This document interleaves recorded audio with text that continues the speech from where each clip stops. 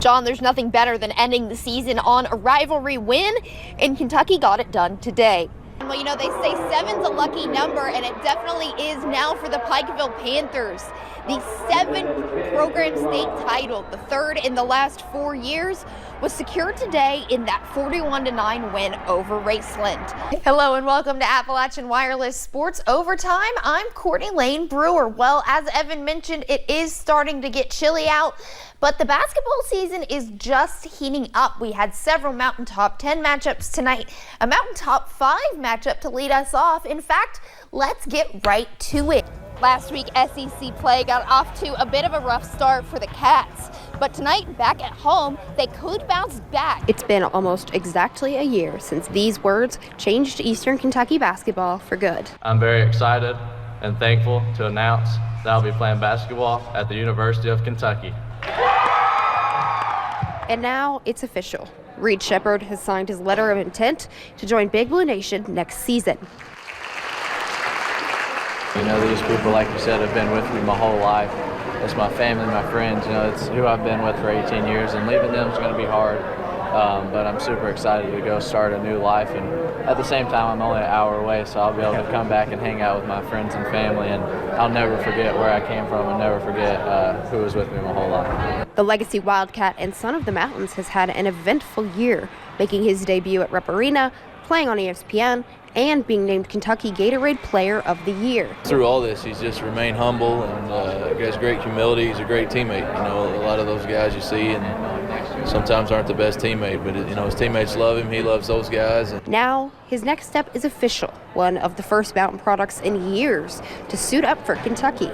But he still has work to do with the Jaguars before making that step. Right now, that's all I'm focused on, really. You know, this everything with Kentucky right now is awesome. It's a dream come true, but I got 1 year left to spend with my friends and play with my lifelong friends. We've all grown up together, played together. So all my mind right now is all on this high school season and trying to go as far as we can. One last season for the community that put him on the map. In London, I'm Courtney Layne Brewer, WYMT Mountain Sports. Well, you know, they say 7's a lucky number, and it definitely is now for the Pikeville Panthers. The 7th program state title, the 3rd in the last 4 years, was secured today in that 41-9 win over Raceland. Now, it was all maroon right out of the gate. Like you said, Blake Birchfield scored his first of 3 touchdowns on the first play of the game. Raceland, on the other hand, only saw the end zone once. This is title number 4 for head coach Chris McNamee, and he said what makes this title special is the mindset of his players. I think the main thing is this is the most selfless group we've ever had. They don't care who scores, they don't care who does what, as long as the job gets done. And that's a really special part about this group. It's team. Now, this may not be another historic 3 state championship season down in Pikeville, but one of those championships is for sure. The Class 1A state title coming back home. I'll have more from that game and all of the action here from the state finals coming up throughout the evening. But for now, I'm Courtney Layne Brewer. Back to you. Mountain Sports, your home for the Kentucky Wildcats and local high school sports. The Cats looked to turn 3 straight wins into 4 tonight in Nashville. Another late tip, but it looks like these Cats are night owls. Kentucky down a bit early, breaks away and finds Antonio Threaves, as they're calling him on Twitter. Down by 1, hey, feed it to Antonio. He gets a pretty mid-range ball to take the lead. Now, Vandy played a good game despite their 2 leading scorers on the bench. Malik Dia for 3 there.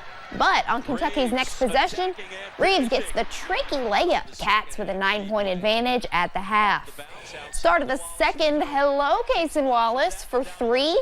And Kentucky goes on a 6-0 run, punctuated by Jacob Top and dunk. Vandy calls a timeout, trailing by 18, and the Cats bench is fired up. Gotta have some Big O action on the night. Takes the pass from Xavier right to the rim. A complete game for Kentucky, coming home from Big Blue Nashville with the Big Blue win. Well, we all know what's next. Kentucky hosting number 9 Kansas Saturday in the SEC Big 12 Challenge. The Cats got the win last year in Lawrence, then ranked 12th versus Kansas in 5th. Tip-off Saturday in this can't-miss game is at 8 on ESPN. It was a busy night on the high school hardwood as well. 6 teams are resting up for the All-A, but the rest were on the floor. North Laurel with their McDonald's All-American at Madison Southern. Ryan Davidson is trapped on the baseline, but he finds Gavin Chadwell, and the big guy hits the soft jumper. Chadwell with 11 on the night. Sheppard starts to go to work, the one-on-one and then the step-back 3, and the All-American with the smile. Nate Valentine looking pretty pleased with himself as the Jags take control. Sheppard with some shake, some bake, and some make. He's fouled. Shep with 10 at the half. And no matter what Madison Southern tried, it did not work. In the third quarter, Sheppard shows off the passing. Rifle pass to Ryan Davidson underneath. Davidson with 19 points. Sheppard with 31 and 11 dimes. 95-65 Jags. Let's go to Boyd County Middle, and are you ready for your close-up? This guy just about comes through your TV for the Golden Eagles. Down just 3 to start the third quarter. Jacob Grimm goes to the baseline up and under, and it's a 1-point game. Lions wake up off the miss by Rhett Holbrook. Griffin Taylor with the rebound. Short jumper is good. Jason Spurlock, just a freshman. Crossover goes to his left. Jumper is there. Other corner, Spurlock again for 3 this time. He's on fire for the 8-point Boyd County lead. Lions spreading the wealth. Cole Hicks adds on 3 more. And the Eagles go low to their big man. Ryan Rose converts the easy bucket. But the Lions turn it up and roll huge 87-61 home win. Let's head over to Russell. Marvin Meredith Gymnasium, the Devils hosting Lawrence County. Russell had things working early. Carson Bloom to Damon Charles from the elbow.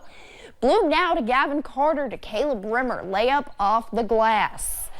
Lawrence County heats up in the first quarter. Off the miss, Blake Markham to Will Lafferty. He buries the 3 the second time around. Bulldogs once again. Lafferty with the nice dish to Markham for the layup. I'd be riding high if I had had a week like Lafferty has too. One more time off the miss. Andrew Bloomfield gets the putback. Lawrence County up 3. Red Devils work it to Gavin Carter in the corner for 3. And we're all tied up after that. Off the seal at the other end, Damon Charles to Caleb Rimmer, and the Devils would win it 73-60. Let's head over now to South Laurel, where our number 8 team hosted Whitley County. It'd be Jordan Maybe for the bucket under the net. Maybe once again gets the bucket. Cards would take a 10-point lead after 1. Game tied up at 48 all with 45 seconds to play. Parker Payne with the steal and the jam. South Laurel up 50-48. Now 8 seconds left. Whitley's Jamie Fusen scores and sends this thing to overtime. Colonels get the Bryce Anderson 3 in extra time and hang on for the 57-56 win. How about a little 13th region upset for you? And this was a doubleheader, so let's check out the girls' action between the Colonels and the Cards. Jonah Rice gets the 3 early, about midway through the first for the Lady Kerns. Then it would be Michaela Brown. She gets the hoop and the harm for the 4-point play for them. South Laurel would answer right back. Jamie Buenaventura gets it from the right wing for 3. Emily Cox, the lone senior leading this South Laurel team, gets the handoff and goes for 2. It'd be Emily Cox once again. She's doing a great job in this leadership position. Gets it right from mid-range to fall. South Laurel picks up the huge win at home, 72-45. That is sports. More news is on the way next. Never fear, Oscar is here. After a sluggish start to this afternoon's game, our defending National Player of the Year went for 12 straight to propel Kentucky to a win. Let's get into the highlights. Kentucky hosting the Yale Bulldogs, first game in Rupp in almost 2 weeks, and it was the Bulldogs early. Jack Malloy from the top of the key and swish. Xavier Wheeler for the Cats, his ball is hit and snagged by Isaiah Kelly. Long pass to Bez Mbang for the layup. Kentucky goes on a scoring drought, outscored 14-8 in the last 10 minutes of the first. Xavier Wheeler helping out with one of his signature wild layups. Cats lead 33-27 going into the locker room. But in the second half, Mbang gets the steal off Jacob Toppin, connects with August Mahoney from half court, and out to John Poulikitis for 3. The Dogs take their first lead of the game. But here's where Oscar started to heat up. Toppin to Reeves and Shibwe with the rebound and bucket. Season high 24 points for Oscar. There's 2 more from right under the basket. And Xavier Wheeler would seal the deal, driving down the lane, and boom. But Kentucky pulled it out in the end, 69-59 the final. Here's what Coach Cal had to say after the win. That's a good team. We guarded pretty good against them, and it's another hard game to play. You got to grind it, and you know, when we figured out we could throw it inside, it gave us a gap and some space.